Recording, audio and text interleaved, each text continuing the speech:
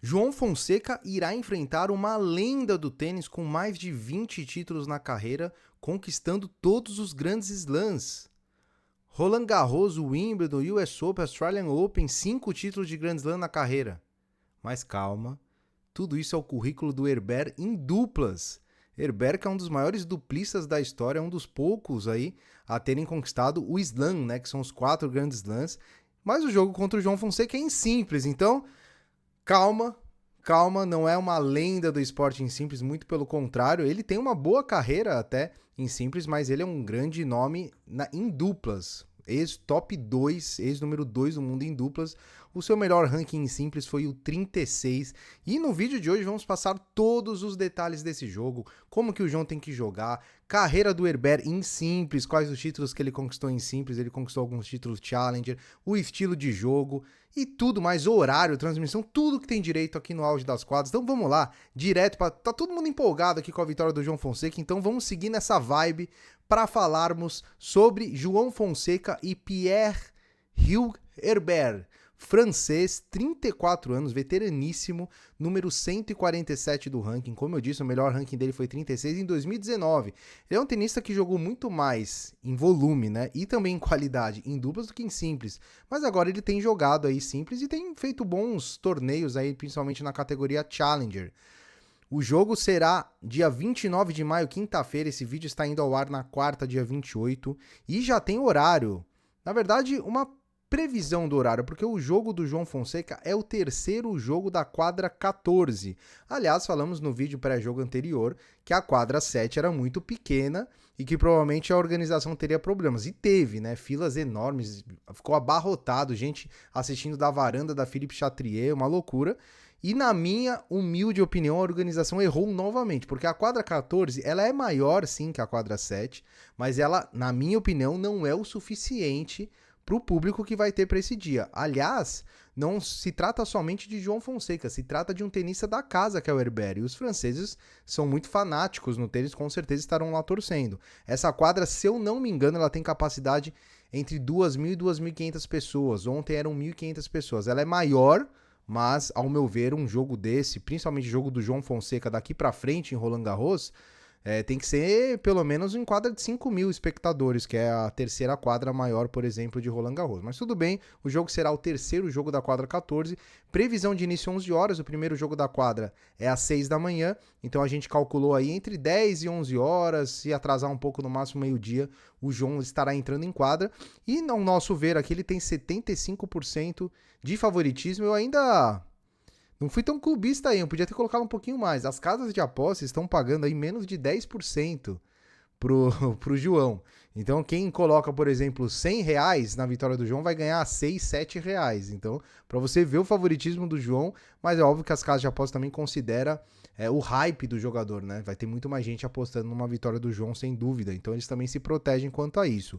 E o Pierre Herbert, como eu disse, 34 anos, 1,88 m, ele não tem títulos ATP.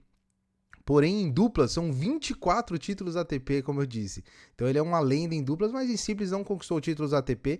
Ele tem um estilo de jogo daquele... É o tênis raiz de antigamente, né? Saque e voleio.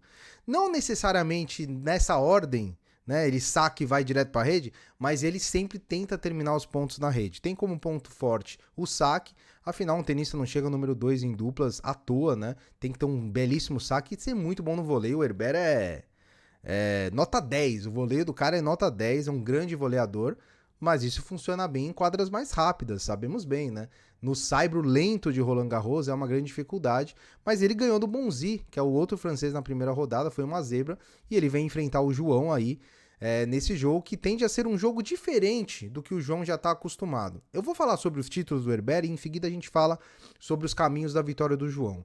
O Herbert, como eu disse, não tem títulos ATP, mas tem 6 títulos Challenger. 2 deles lá em 2014, olha só, todos os títulos Challenger em quadra dura.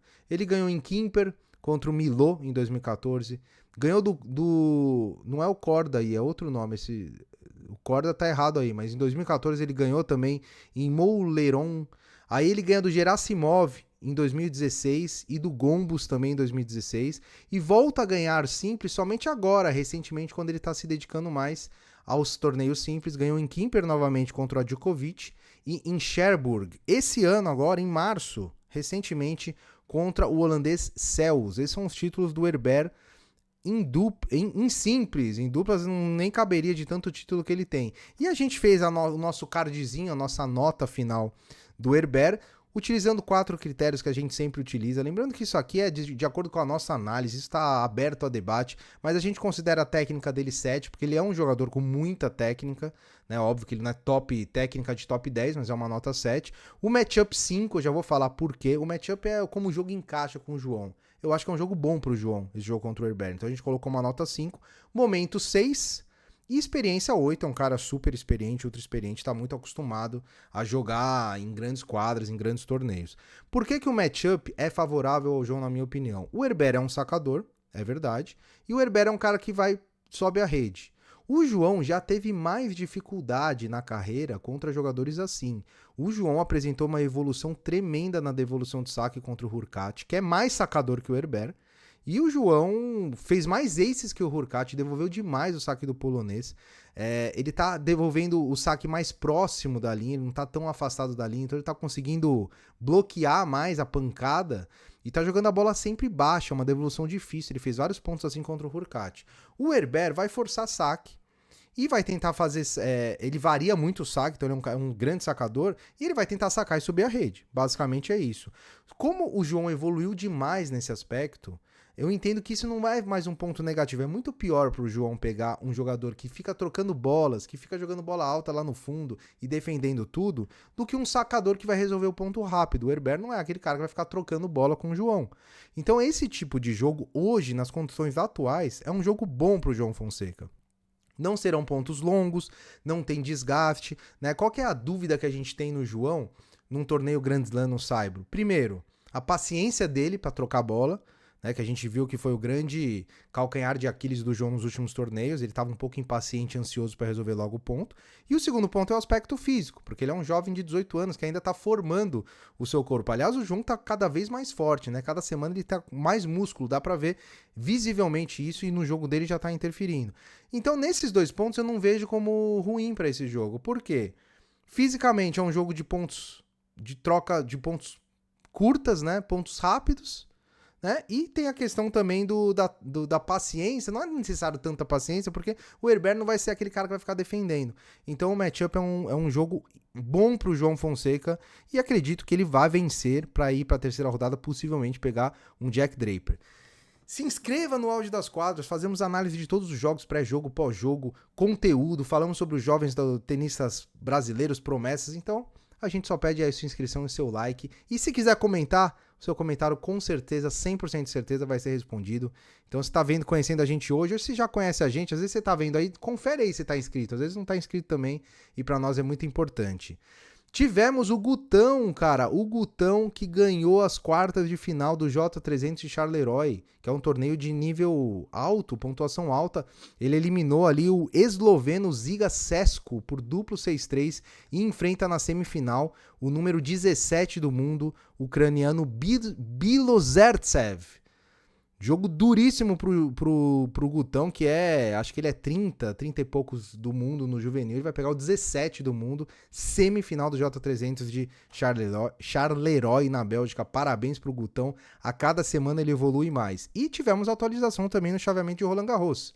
Né? Como eu falei, esses confrontos aqui do quadrante 1, eu já falei no vídeo de ontem, né? Todos os confrontos aí definidos. Aliás, se você não viu o vídeo de ontem do pós-jogo do João, vou deixar aqui, ó, um cardzinho aqui pra você ver, porque eu tava até feliz e empolgado, vale a pena você ver o vídeo de ontem. A gente já falou sobre esse quadrante, segundo quadrante também não tivemos atualização. Na verdade tem que ter o Arnaldi ali, né, no lugar do Aliassime. No quadrante 3 já tem uma atualização aí. Musetti passou pelo Galan, Navone passou pelo Opel, que eles se enfrentam na terceira rodada. Halis, olha aí a zebra, hein? Halis que não era favorito contra o Marat nem contra o Kekmanovic. Passou dos dois, está na terceira rodada para enfrentar Nava ou Rune. E do lado direito ali a gente teve o Medjedovic passando pelo irmão mais novo do Francisco Cerúndulo, o Juan Manuel Cerúndulo. E o Altmaier passando pelo Kopriva. E no último quadrante, Borges eliminando o Rude, mais uma zebraça aí em Roland Garros. O Rude que a gente até imaginava que ele fosse avançar bastante. perdeu para o Borges, que enfrenta o Popyrin na terceira rodada. Do lado direito do quadrante nós temos o Shelton, já na terceira rodada, e os outros jogos ainda para acontecer. A gente tem um jogo rolando aí, Caixa 9 e Offner, enquanto eu faço esse vídeo. Tava no quinto set. Então, atualizações aí, e ó, o caminho do Fonseca, eu vou até voltar aqui, ó, caminho do João Fonseca, Hurkacz, Herbert, e na próxima rodada, ou Monfils ou Draper. O Monfils que deu uma virada espetacular em cima do Delier em 5 sets ali. Vamos ver como é que o João performa. Então, mais uma vez, jogo na quinta-feira, por volta de 10h30, 11 horas da manhã, João Fonseca e Pierre-Hugues Herbert, da França. Vamos torcer aí pro João conquistar mais uma vitória. Ó, e se conquistar a vitória, a luzinha aqui atrás é verde, tá? Pré-jogo azul. Se perder vermelho, esquece o vermelho. Se ganhar a luzinha verde, a gente é cheio de superstição, né? Vou fazer o quê? Então, nos vemos no próximo vídeo. Boa sorte aí pro João nesse jogo. Pós-jogo, hein? Acabando o jogo do João, já fica de olho no YouTube aí que a gente vai fazer o pós-jogo. Um grande abraço e até mais.